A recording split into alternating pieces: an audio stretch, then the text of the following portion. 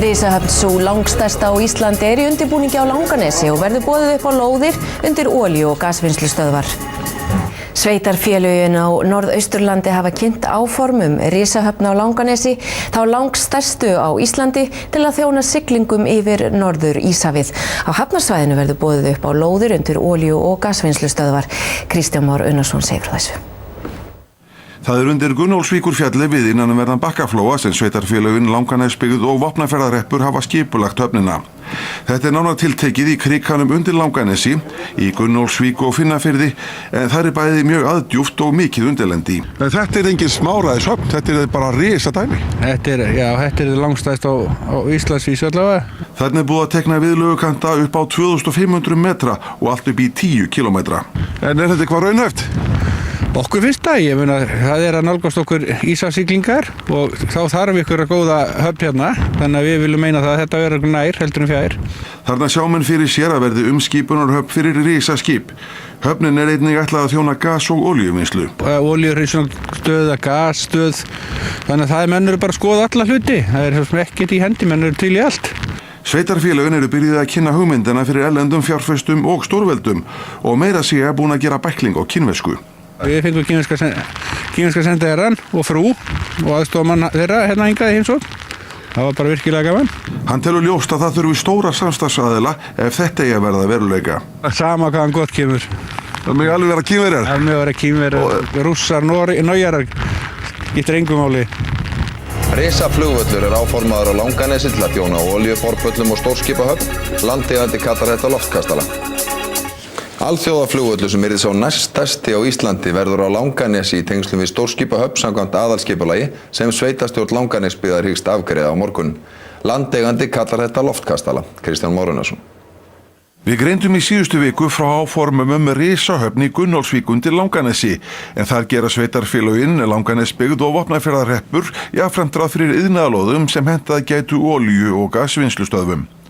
Forsendur í aðalskipulagstillögunni eru þær að höfnin verði umskipunarhöfn vegna siglinga yfir heimskautið og að hún muni þjóna olíuvinnslu framtíðarinnar ekki aðeins á Drekasvæði heldur einnig við Austur-Grænland. Í skipulagstillögunni jafnframt gert ráð fyrir því að Þórshafnarflugvöllur verði stækkaður. Í stað einnar 1200 metra langrar brautar verði tvær 2200 metra langar brautir fyrir millilandaflug og flugskili fyrir þyrluþjónustu vegna olíuborpalla, en hérlendis einungis Keflavíkurflugvöllur stærri en þessi völlur. Flugvöllurinn í landi Syðralóns, en Guðmundur Vilhjálmsson, talsmaður eiganda jarðarinnar, ekki kátur. Hann kveðst fyrst og fremst mótmæla aðferðafræðinni að sveitarfélagið skuli skipuleggja flugvöll og þjóðvegi án samráðs við eigendur landsins. Hann kveðst í sjálfu sér ekki útiloka alþjóðaflugvöll þarna, sé það raunhæft. Hann telji þetta hins vegar vera mikla loftkastala og ef þeir fari inn á aðalskipulag bindi það hendur landeigenda og þeir geti ekki skipulagt aðra starfsemi á meðan. Guðmundur tekur sem dæmi að þeir gætu ekki selt lóður undir frístundabyggð ef búið að vera skipuleggja landið undir flugvöll. Sveitarstjórn Langanesbyggðar stefnir að því að afgreiða skipulagið frá sér á morgun.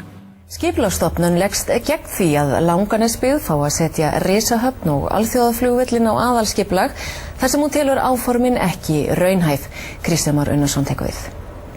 Sveitarstjórn Langanesbyggðar samþykkti skipulagið í marsmánuði, en samkvæmt því gert ráð fyrir að íbúum fjölgi úr 500 upp í 5000 í tengslu við stórfellda uppbyggingu. Gert ráð fyrir risahöfn í Gunnólfsvík og Finnafirði sem yrði svo langstærst á Íslandi ásamt að lóðum undir olíu- og gasvinnslustöðvar, en höfnin hugsuð bæði til að þjóna olíuiðnaði og sem umskipunarhöfn fyrir siglingar norðurskautið. Jafnframt gert ráð fyrir að flugvöllurinn á Þórshöfn verði stækkaður verulega til að þjóna alþjóðaflugi. Nokkrir bændur og landeigendur gerðu athugasemdir við skipulagið, kvörtuðu einkum undan skorti og samráði og bentu á að gildistaka skipulagsins myndi þrengja möguleika þeirra til framkvæmda á eigin jörðum. Undir þetta tekur skipulagsstofnun sem leggst gegn því að umhverfisráðherra staðfesti skipulagið með þeim rökum að ekki sé að sinni unnt að telja áform risahöfn og alþjóðaflugvöll raunhæf og ekki sé rétt að takmarka mögulegar framkvæmdir bænda fyrir en raunhæfari forsendur liggi fyrir.